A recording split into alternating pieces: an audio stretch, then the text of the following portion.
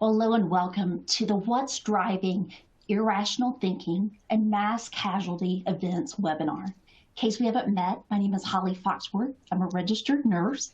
I'm also the marketing manager for content here at Axiom, and I have an amazing panel of subject matter experts that are going to walk us through the various topics that we're going to discuss today. So that includes everybody from Senior VP of Behavioral Health, Dr. Kertay. We have Chief Marketing Officer, Dara Wheeler, and then we also have TJ. We call him TJ. I think that most may know him as Anthony Marino, but he is not only serving our armed forces, but he's a part of our workforce, and he's also very familiar with the Homeland Security recommendations for how it is that you should best protect yourself in the event that you found yourself in a compromising position. First of all, we recognize that this topic is extremely sensitive. I think we're probably as broken as you guys are as well. And whenever we made the decision to do this, now we've seen that there had been yet another event that had occurred yesterday. So our thoughts are with everyone that's impacted. I commend you first for attending this and educating yourself so that we can save each other, and that you can also take that out to the workforce or wherever it is that you're located and educate them also. So before we get started, let me kind of give you an idea of what you're looking at here, because I think we have some new faces that don't typically participate in some of these events. But so what you're looking at there on your screen is what we call the webinar console. And so you'll see the box in the middle that has like the presentation deck. And then there's a section on the left-hand side that should have some information about our speakers. On the right-hand side of your screen at the very top, you'll see that that is the next event that we are actually hosting. That one will be in July, and it's called What's Behind the Mask. So we'll be getting into some of the specific topics that are discussed at the SHRM conference this year, and also speaking to the mental health components that come behind those. So if you would like to attend that, you can just click that button, the blue button that's there, and get you registered, sends you a calendar invite, just like what this was. So you're welcome to do that if you'd like. The next thing right below that, though, is a box, and you should see that should be your question and answer box. And we really encourage a lot of participation and engagement and interaction in these types of events. We hate stuffy. We don't like formal. We like to be informal. We think that works best, creates a better learning environment, not only for you guys, but also there's many times that you're teaching us with some of the questions that you have, and it gives us ideas of other topics or other angles that we need to cover. So I encourage you, if you have any questions at any time throughout the event today, please just type that into the box. We'll make for sure that we get to you on that one. We like to try to weave those in based on kind of where we are in the presentation. In the event that we weren't able to get to them because there's just so many, then we definitely will follow up with you afterwards.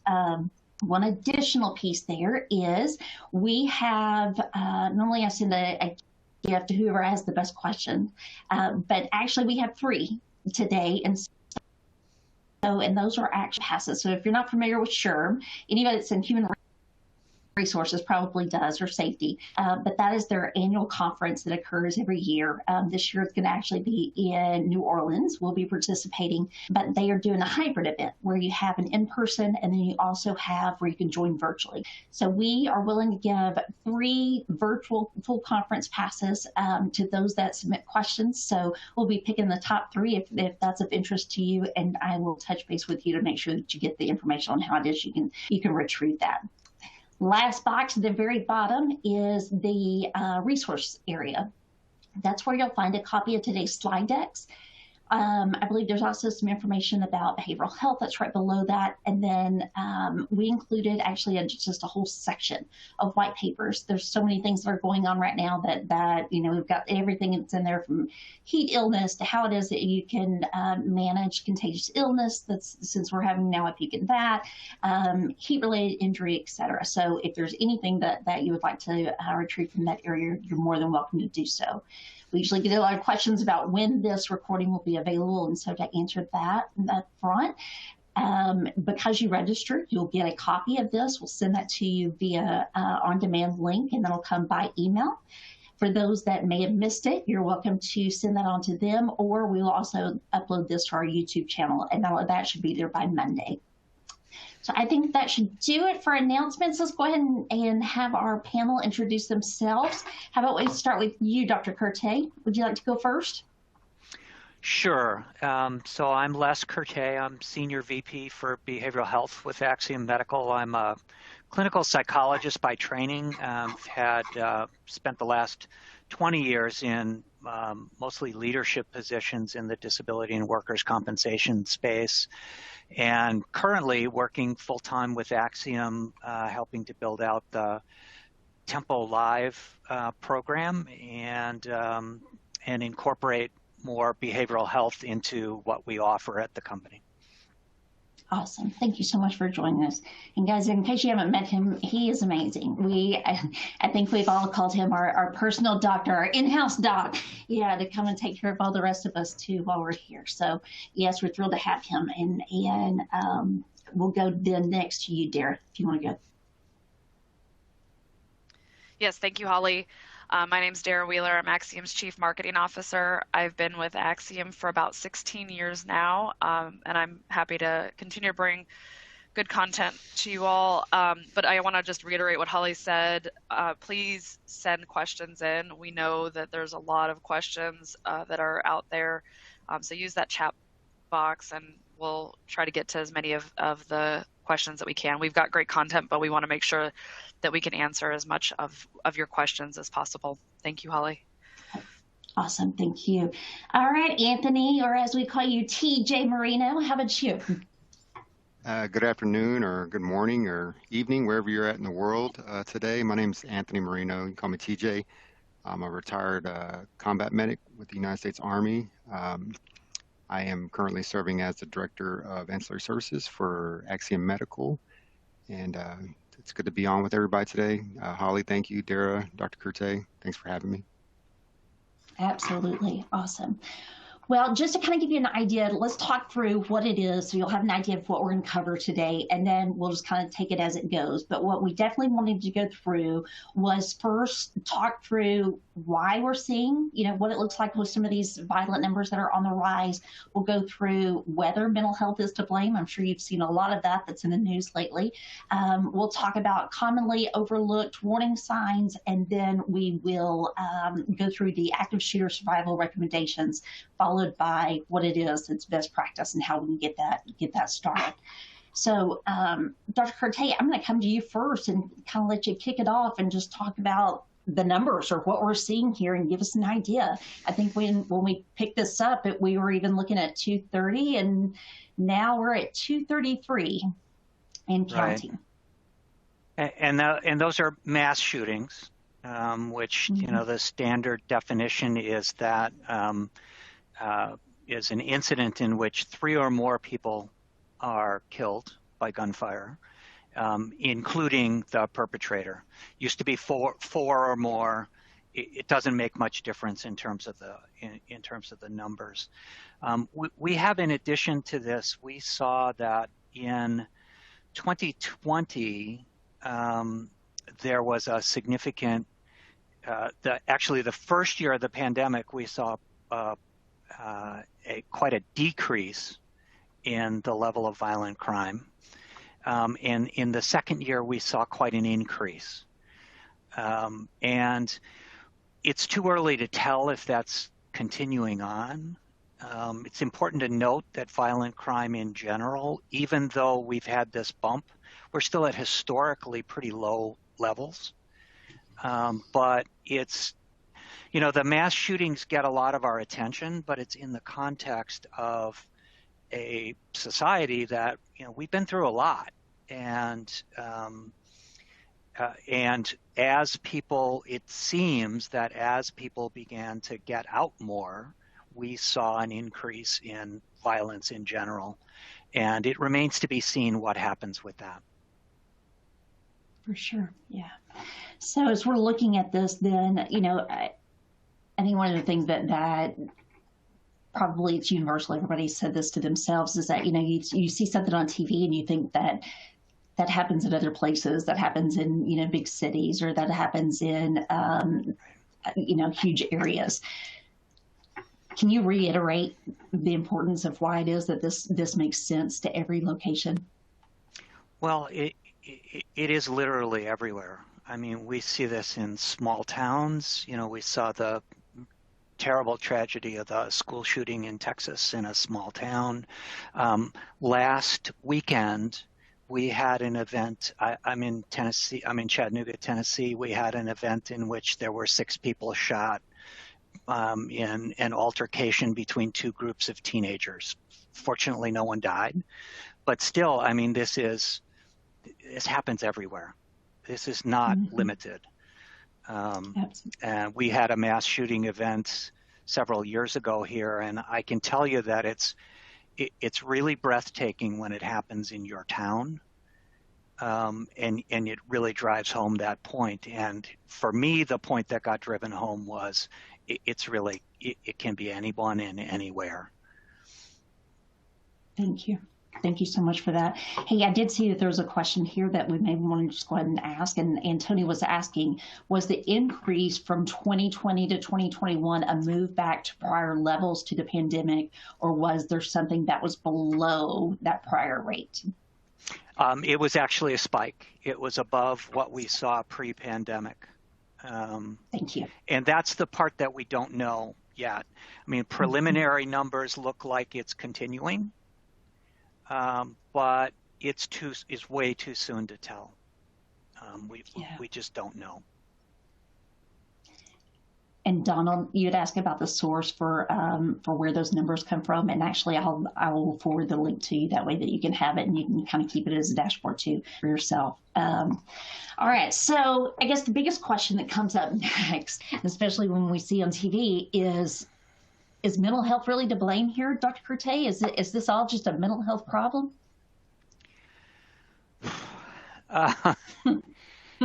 Yeah. No. The short answer is no. It's a complicated answer, and I'm going to start there. One of the things that I think happens is that we don't like complex answers. We don't like complicated situations that are scary, that we don't understand. And we've just been through the pandemic, which was exactly that, right? We look for simple answers. One of the things that's really important to know when we're talking about violence in general and mass shootings is that there really are 2 different kinds of violence. A colleague and friend of mine uses Fluffy the cat as an example. If you have a cat that's backed into a corner by a dog, what does it do? It arches up, opens its mouth, shows its teeth and claws, it hisses. That's affective violence. It's ready to fight, or if it can't get away, it'll fight. When that same cat is out in the yard stalking a bird, that's predatory violence. And that's very, very different. It's planned. And the thing is that with most violence is actually affective. And we can, in fact, predict that with some behavioral observations. We can see people begin to deteriorate. And often it will be amenable to mental health treatment. Predatory violence is typically, it's well planned, it's carefully thought out, and usually telegraphed, not always, but usually there are, people let folks know that they're thinking about this kind of violence. And it's not really a mental health problem. We want to say it's mental health because I think because I imagine somebody taking weapons and shooting multiple people, and I just can't imagine myself in that position. And so I think it's so different than my understanding that they must be mentally ill. In point of fact, that's not typically responsive to treatment. We need to figure out ways to stop those people from doing what they're doing and intervene in a different way. So the answer is yes and no, right? And I think that one of the things we very much worry about is when we start having the mental health conversation, which is a very important conversation we've got to have. We need access to mental health care in general. But when we begin to have that conversation around mass shootings, it just increases the stigma around mental health. And in point of fact, people with mental health conditions are not more likely to be violent in general. So I think that's a really, really important, again, it's a complicated answer. And I know that's hard to grasp, but I think it's really important that we keep both of those things in mind. Absolutely. Several questions here. So, we've heard a lot of terms that are being thrown around lately, like the contagion effect, and some of these other phrases that you're hearing on the news. It almost it can feel like that things are. It's like you've got reality, and then you've also got the media, which and they do a fantastic job of covering news. But is there ever a time where you see that we could do a better job of that, of maybe not sensationalizing some of these headlines, or as you'd mentioned with the mental health piece? What are your thoughts there? I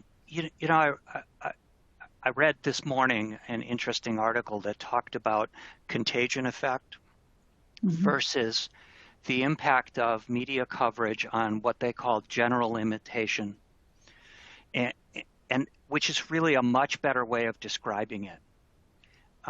Contagion applies that this is an illness that you're going to catch from somebody, and that's not the way that it works.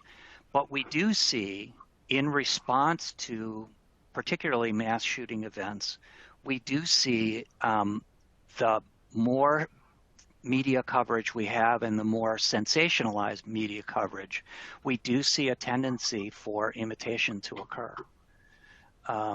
And I think some of that is, as you said, the media, does a good job covering the news. Part of the problem is that we get out ahead of ourselves. People want answers. They want them quickly. We see speculation. It starts to get really sensationalized, and we're speculating. We were within minutes of the Texas shooting, the school shooting being on the air. People were started to speculate about what was wrong with the shooter. And I think part of this is that we really need to encourage media to step back and give more thoughtful and thorough and complex answers to complex situations. And I think we need to become better consumers. That's a good point. To really realize that we're being fed sensationalized sound bites, and to understand that the situation's really more complicated than that. Yeah, I was going to say maybe demand better accountability around the nuances behind this all of the conversations that is human reality. It tends to be easy for us to put things into very clean and easy to digest sound bites, like you said, versus the much more complicated existence that we're all, I think, dealing with. Yeah. Agree completely. So we have had several questions that have came in, and I think that we'll cover the majority of these when we get to the next slide and we start talking about some of the warning signs and profiles, this, that, and the other. But there are questions that ask, why do we have so many more in America? Do you have an opinion on that as to why we have more of these events than what is perceived to be in other locations? This is another one of those. I'll take a shot at this, and then I think maybe Dara and TJ, may have a perspective on it. My perspective is that this too is extraordinarily complex. I mean, it's very easy to go into, you know, politicized discussions, but in fact, we have a culture that's built around that's built in ways that's different than in some other places.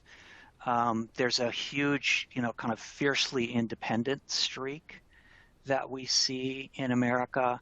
We also tend to be quite isolated socially, which we're going to see as really a huge risk factor for violence. Access to mental health care is a concern. It's really easy. It's really easy to blame easy access to weapons on this. Weapons are a piece of this. We can't have the conversation without mentioning it, but that's not the answer, right? No one thing is the answer. We have to address this as a culture, as a society as a whole, and take a look at all of those components and figure out what we're going to do. Yeah, I agree. I think the complexity of the United States is something that's really hard to compare to most other places in the world. We have a very large scale, both population and size. And I think people forget the scale. You always see those stories or those maps where they place European countries in the state of Texas. TJ and Holly and I are all in Texas, and you'll see them place a couple European countries on the map of Houston. And the map of Houston is often bigger than a European country, where the scale, I think, is just so broad and so diverse that I do think it's a very complicated issue that does not, the relationship between one variable and another is not going to be a simple fix or a simple variable for us, which is really hard for us from a policy and process standpoint in the U.S. So I think where we get from a political standpoint, it's very polarizing. We've got a lot of obviously information out there, but the answer is very, very complex. And so I think that it's like Dr. Kertay said, it's going to be a long path for us to get to something that'll get us into a better place. Yeah. Yeah, I agree with you all, and those are some great points. I think from my perspective, bottom line up front, there needs to be a focus on, a number of things. I mean, with weapons, there's access to them, but when somebody has intent to commit harm, regardless of what's available, they're going to use whatever's available, regardless if it's a firearm, a knife, a car, their fists. Inanimate objects don't get up and harm people. People harm people, and if somebody has the intent to do that, they're going to do that. So I really think and this goes back to, there's a question that somebody had asked. If you scroll down, where they said, "How do you get your leadership involved?" If can you go down to that, scroll all the way down on the question? It was from a social worker, I think it said, Marianne had asked, how do you get your leadership to take this seriously? And she was saying that we're in social services, and I think that we're at risk, but others don't seem to be as concerned. So there you go, right there. Question. That just, that's a key right there. Bottom line up front, that's the problem. There's no concern. There's no concern for mental health, well-being, but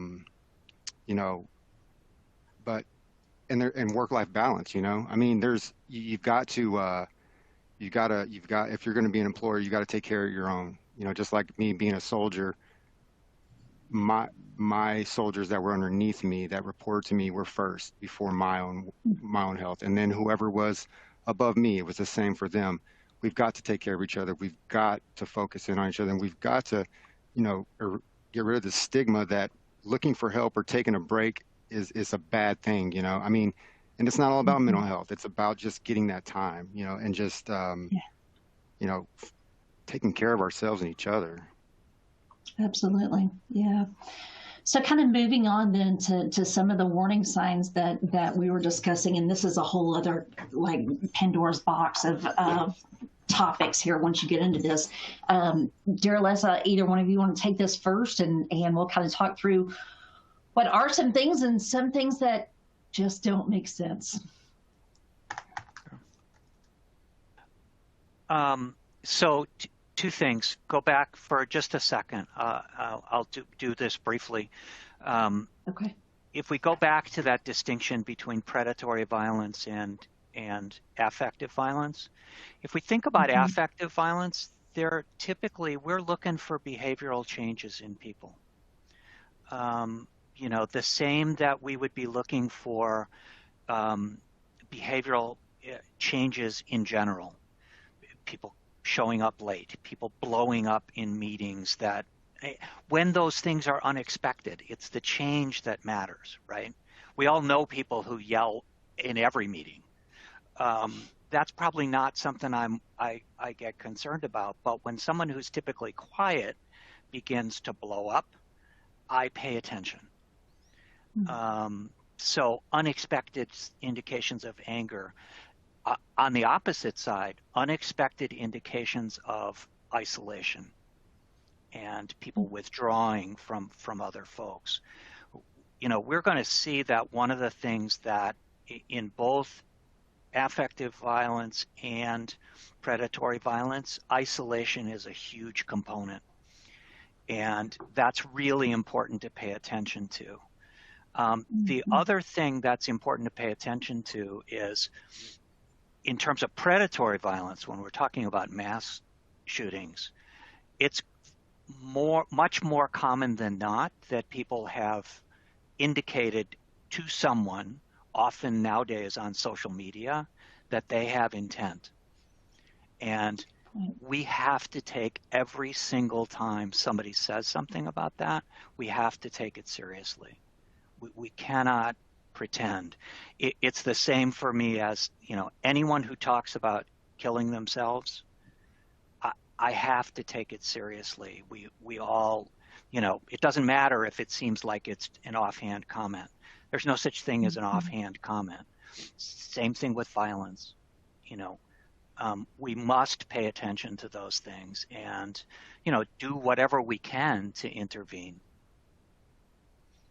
So, Dara, Les, I think, yeah, great points. I have a question for you before I say something. When you say, obviously you as a psychologist have very specific training and know how to intervene in a situation like this.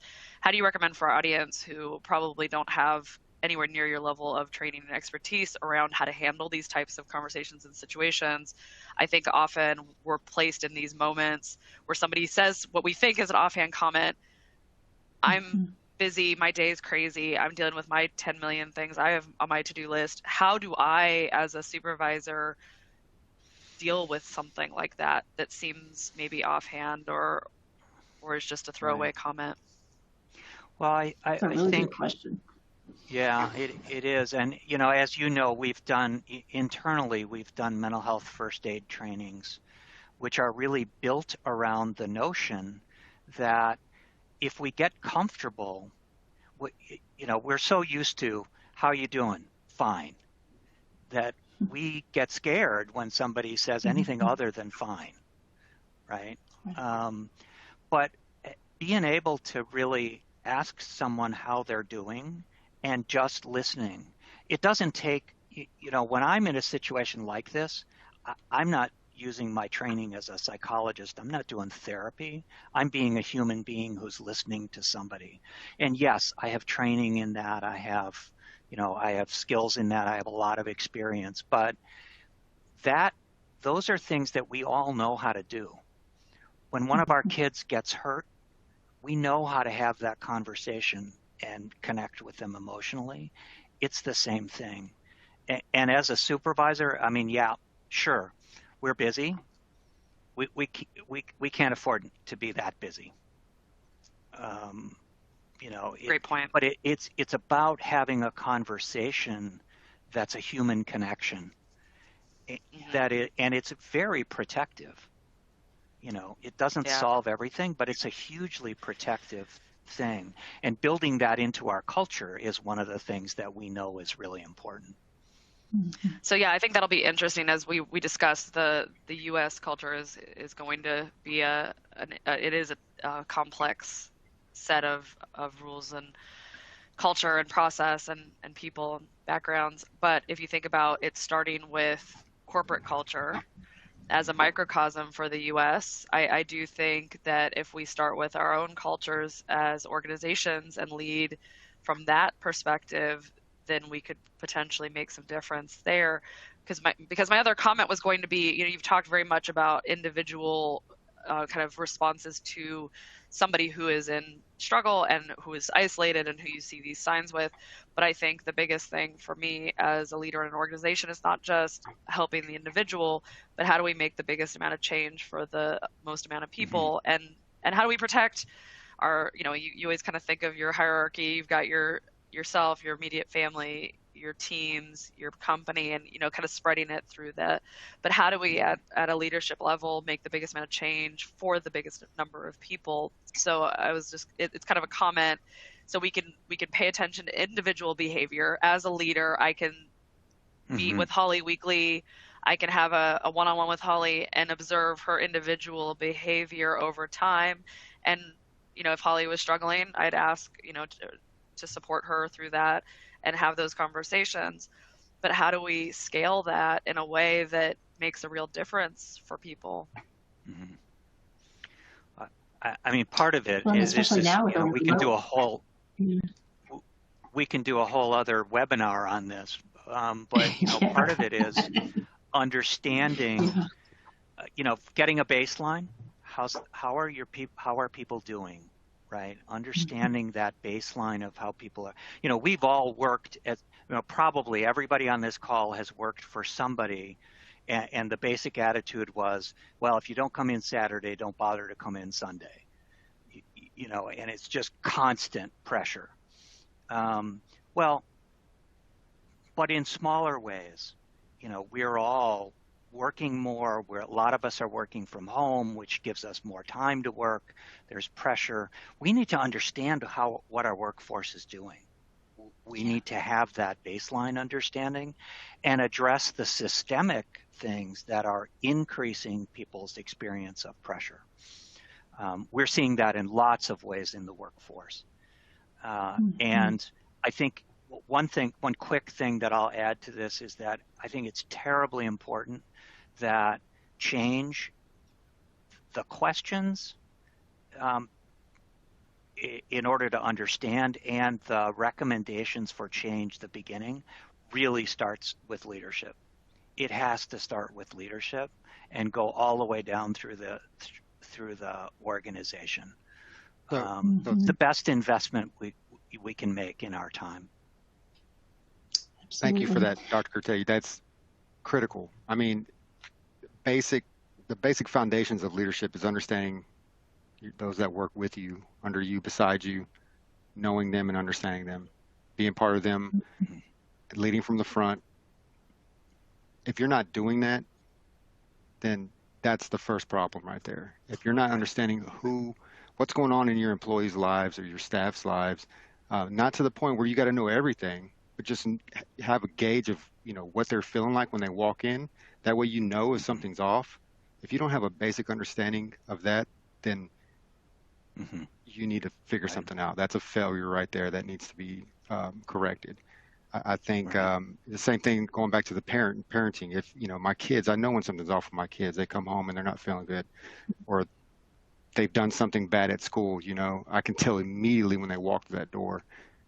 It's no different than being at work. You've got to know those around you. You've got to be aware of those around you, and at least have a pulse check on what's going on. Yeah, back to your point, Les, about I think the U.S. and kind of rugged individuality and who we are as people. I know Chuck's talked about it a lot, but it's this American Stoicism.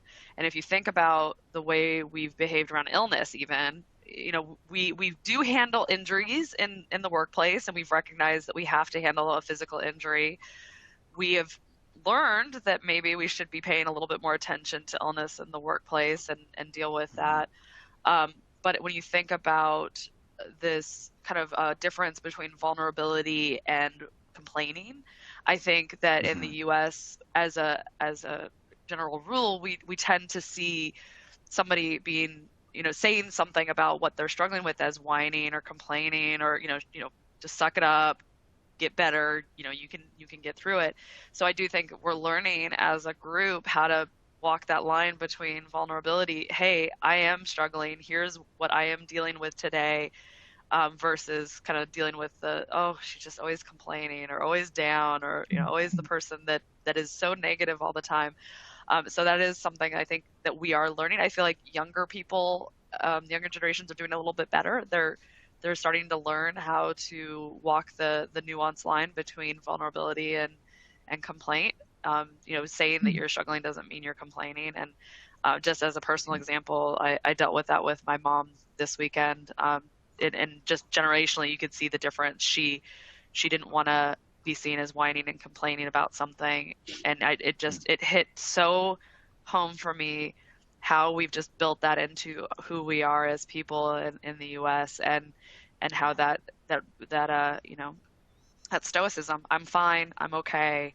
And it was a physical ailment, but even a physical ailment, she was like, I'm just going to suck it up and not complain. And she didn't want to be seen as a complainer. So anyway, that's just a comment I've been thinking a lot about lately. Yeah. We did have some that were specific before we move on to some of the other instruction on how it is to protect yourself. Several questions came up. Connie was asking about males that are between the 16 and 26-year-old spectrum that are on the autism spectrum. And we're asking, she's mentioning that they, have a high number of the school shooters. It's part of her dissertation research, and ASD is not a mental illness. It's just part of the complicated answers. Yeah, I'm not terribly familiar with the literature connecting those two things, autism spectrum and any kind of violence, or whether predatory or affective.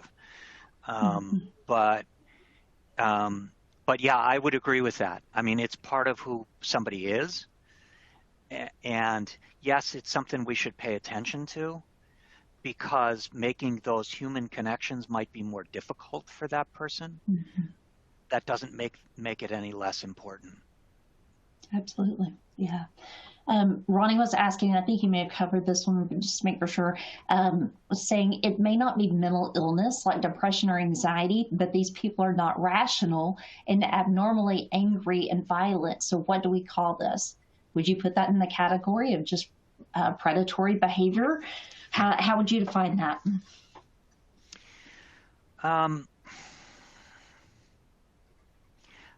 I define it's, and you guys know this. I most often for the big picture use the term behavioral health, and reserve mental health for a condition that we can define, that we can diagnose, that we can treat.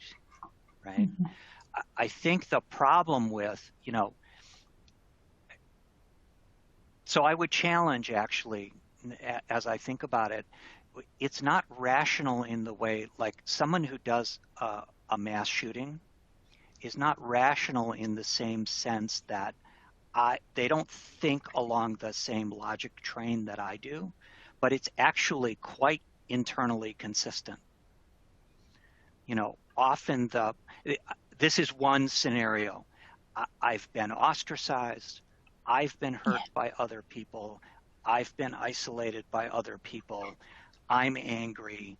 I'm going to do something about it. I'm going to take action and get control, because I felt really out of control and hurt. So I'm going to take control. That's actually quite rational. Right?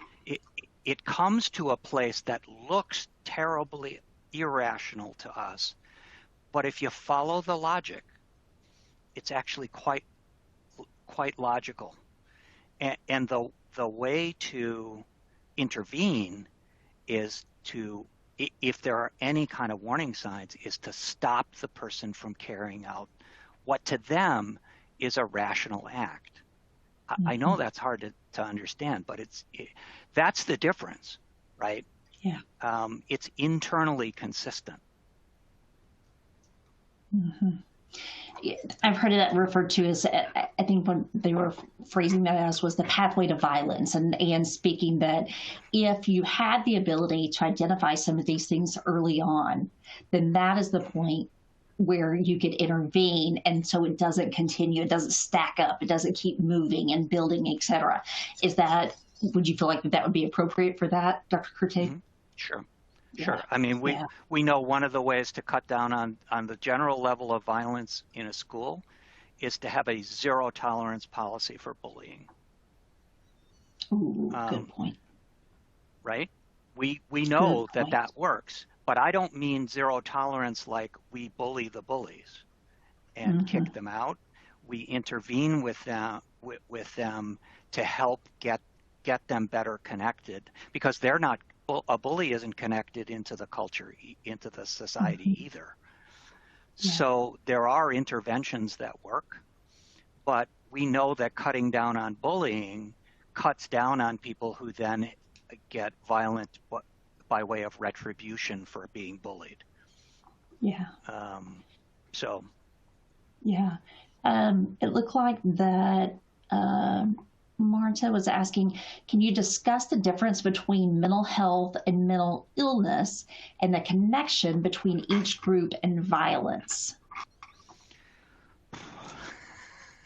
Can I think about that one for a minute? Because I would want to do something that's short. That's a really long conversation. Yeah. Hey, Les, somebody had a follow-up about the rationality discussion. Can you just clarify? They want to know if you consider that normal behavior or deviant behavior, and I think just talking through the internal logic making sense versus societal deviance. Right.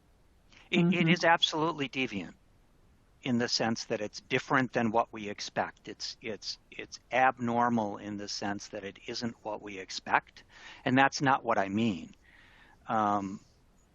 But the interventions differ. If someone is psychotic or if someone is suicidally depressed, my intervention is different than, this is a little bit out there, but sometimes people become suicidal because they have a terminal illness that they know is going to be terribly painful and terribly burdensome for the people around them. That suicidal impulse is different than the suicidal impulse of a person who feels terribly depressed and hopeless. And the interventions are different, right? That's what I mean by internally rational. I'm not saying it's normal or that we should accept it or that we should forgive it. It's an unforgivable act. Yeah. So it's not that it's normal, but it is internally rational. It's internally consistent we have to do different things. Yeah. It's internally consistent with their thought process. Right. Yeah. Hey, one more thing that came up here, and I've seen it in other ones too, and we actually have two questions that are kind of related to that. But they were asking, let's see, let me get this out of the way. Sorry, I've got so many other messages that are coming through from our team. They were saying, I agree that no one-size-fits-all profile. However, I do feel like that there's a part of the reason that we are in this situation is because of lack of a care, like what you had mentioned before, TJ, or lack of supervision on what children are allowed to see on TV, such as video games beginning as a small child, and then also the issue of discipline and accountability being part of the problem, because those are lacking that being part of the problem, and then with reference of parents depending on schools and teachers to discipline their children. This one's been a big one that's been spoken about before, about video games.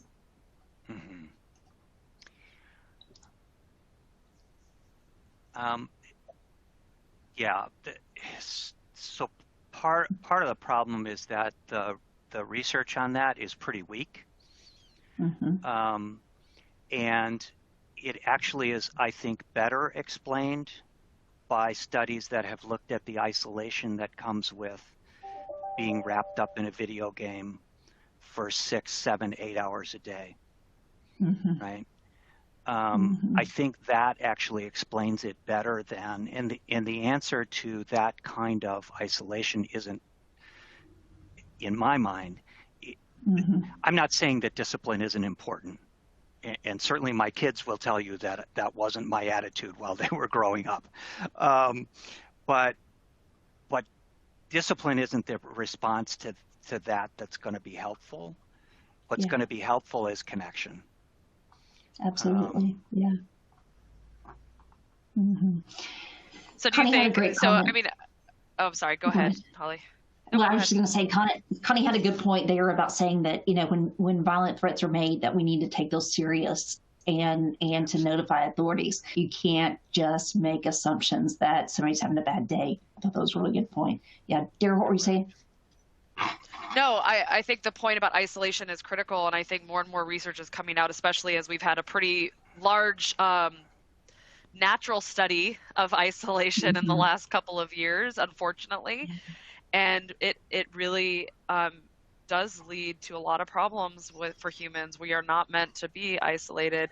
And so the point about how technology, and so ignore video games as a kind of target of this, but thinking about technology as a general category and what that means.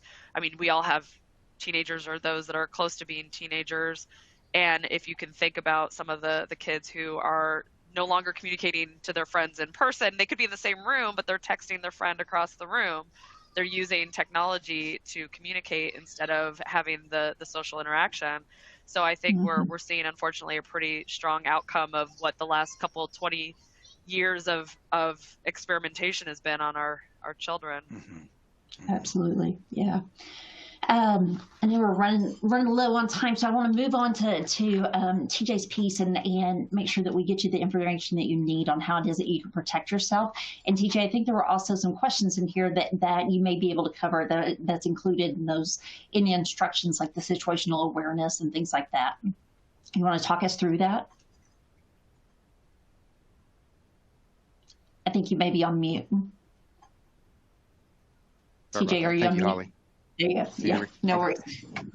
So one of the things that we look at is just, you know, as far as like active shooter recommendations or any kind of event that's going to produce a mass casualty event, you know, you always want to be aware of your surroundings. That's first and foremost. You know, be prepared. So be aware, be prepared. If you see something, say something. Observe any warning signs, things that if you're familiar with the area, just understand what is standing out to you that may present a potential issue. Always have a plan, an exit plan, and then if you have the ability to obtain certifications like CPR first aid, Stop the Bleed is a great one. A lot of states, there's a lot of instructors across all 50 states that can teach this course. It's similar to, it teaches similar skills as what we learned in the military under the Tactical Combat Casualty Care piece. You know, teaches you how to apply tourniquets and pressure bandages. The state of Texas, I believe, teaches chest seals as well for sucking chest wounds and things like that. And in most cases, some of these you can even get for free, and there's grants available out there for some of the equipment to train with as well. But moving on to you know, if you ever do find yourself in this situation, you know, you always want to have an emergency operations plan in place for your organization, whether that's something similar to a fire drill or like in hospitals, they have different codes. You want to develop a plan and you want to train based off of that plan, train to standards. So whatever your plan is, you want to train to that plan, and you want to train effectively, you want to train often, and you want to try to make it as realistic as possible and take it as serious as possible. I know a lot of times when I was in the fire alarm went off in our office the other day, and you know, everybody just kind of like nonchalantly was like, oh, let's, you know, take our time getting outside and stuff. You know, it's a fire alarm. We're supposed to evacuate and get out. You know, there wasn't a fire, but in cases like, you know, when you want to be prepared and ready to act, you got to get that muscle memory going, so train Yeah, what TJ's effectively. And not saying is that I stayed in my office during that fire alarm. Oh, I just worked right you through it, and appreciate your honesty. Yeah. and Yeah. I called TJ and I said, "Is this real? Do I need to evacuate?" I said, "I hope it's not real because I just stayed working." Yeah. Nobody came and found me. Yeah. Yeah. So, So but TJ, again, what if you're in a scenario like this, then, and so talk us through what each one of these options are. So you basically have three, correct? Yes, ma'am. So run. So first thing you want to do is run. Get away from the situation. So when you hear something, gunshots, screaming, whatever it may be, don't freeze up. Try to get away from the noise. Figure out where it's coming from and move away from it. Find the nearest egress route, whether it's a window or a door, and try to exit as quickly as possible. Try to stay away from like fatal funnel zones, like crowded entry doors. And exit doors and things like that where it could slow you down. So always know where to exit. When you do exit and you're outside and you're going to your rally point or wherever you're going, always keep your hands visible. If you're approaching police officers, things like that, to show them that you don't have anything in your hands because they don't know what's going on half the time. And you also want to make sure that if you do see the shooter or whoever's the perpetrator is, you want to try to give them a description of what's going on as well, so that way they have some input before they enter the building. If you can't run, then hide. When you hide, you're going to find somewhere you can barricade yourself in, lock the door, turn off all the lights, get low, get quiet. If you have to barricade yourself in, you want to stack against the door linear, so not up high, stack across linear as much as you can, and just be as quiet as you can.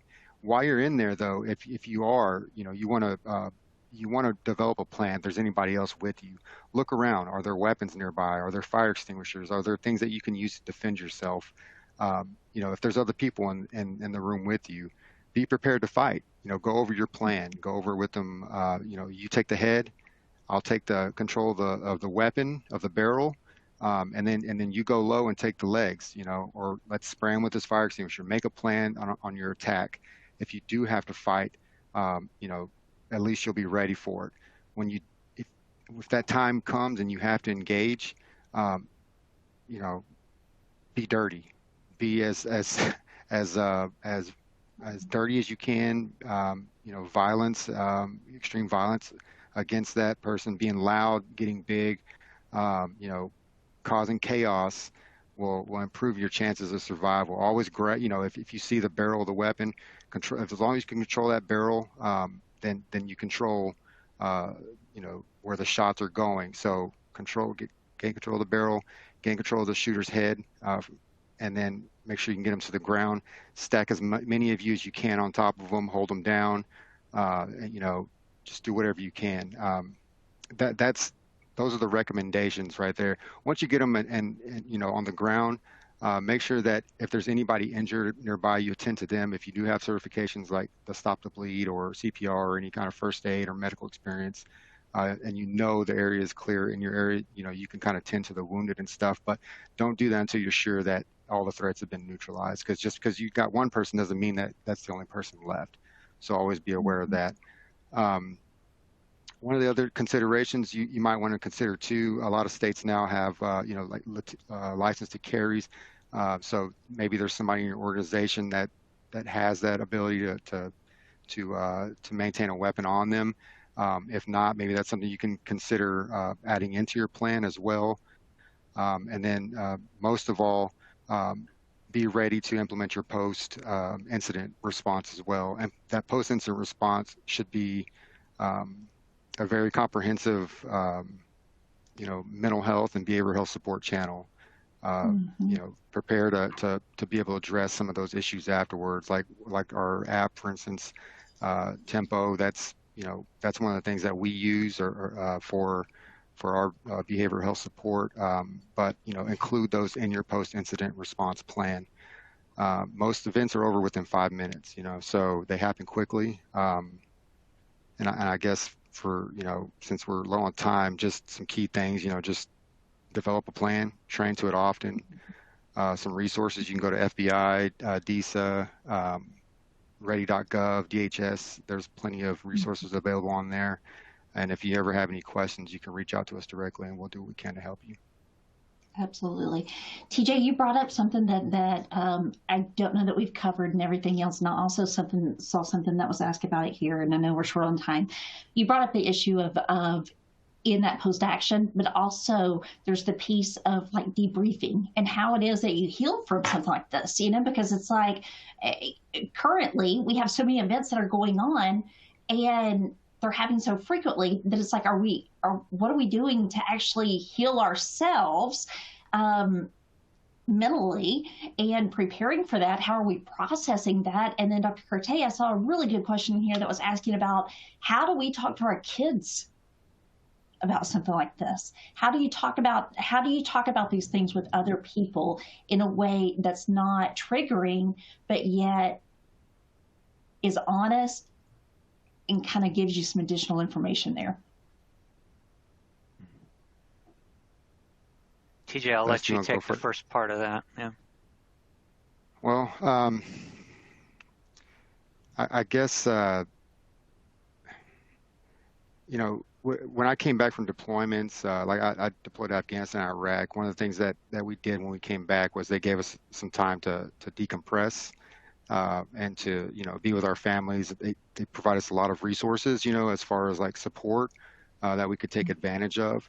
I think that's one way. I think another way that you can, if this kind of event happens at work, one of the things that they did, like here in Houston, for instance, we experienced a lot of hurricanes and flooding and stuff, and that can be a very traumatic incident for a lot of folks.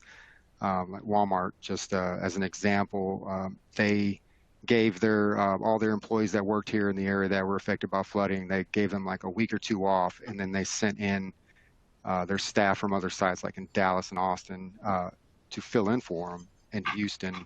And kind of take over those, the logistics and the day-to-day operations until they can get their lives back in order. So those are just some examples of what you do. I think the biggest thing is again, I can't say it enough. You got to have a plan. There has to be some, some involvement from leadership, and all this stuff, the after action, the post-incident stuff has to be built into that plan and readily available for your your employees, and it has to be thoughtful and considerate as well. So depending on the situation. Yeah. Dr. Kertay, anything you want to add to that as we kind of wrap up? And again, there's been a lot of questions here today. Yeah. Honestly, this isn't a one-time event. It looks like that we need to do more with this here. So we will definitely get some things scheduled and follow up with you individually. But what would you say is kind of some closing thoughts on how it is that we can address that, Dr. Kertay? Well, just a sentence or two about, because I know it's really prominent for on people's minds about talking to kids. Mm-hmm. Kids are smarter, a lot more resilient, and a lot more knowledgeable than we give them credit for. So the first part of my answer is to make sure you just have the conversation and that you spend more time listening than talking. The second part of that is that I think that our being able to be vulnerable about how we feel and owning that gives other people permission, including our kids. Mm-hmm.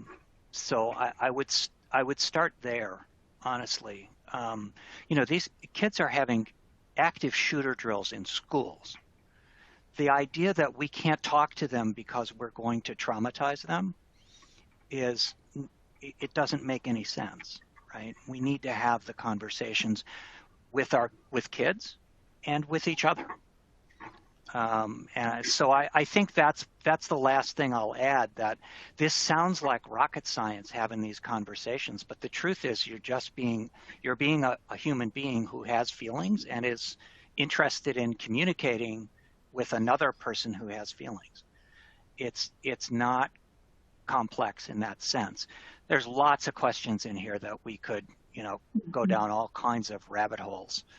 And they're not I don't mean by saying rabbit hole that they're insignificant. They're important questions, but they're tough. They take time. Absolutely. Guys, we're going to wrap here again. We will follow up with you afterwards and make for sure that you can get you some answers to the questions that you had here. Again, if you want to join the next one that we have, just press that button. We'll get you registered. It'll send you on your way. You will get an email that'll have a recording of this, and I encourage you to just share it.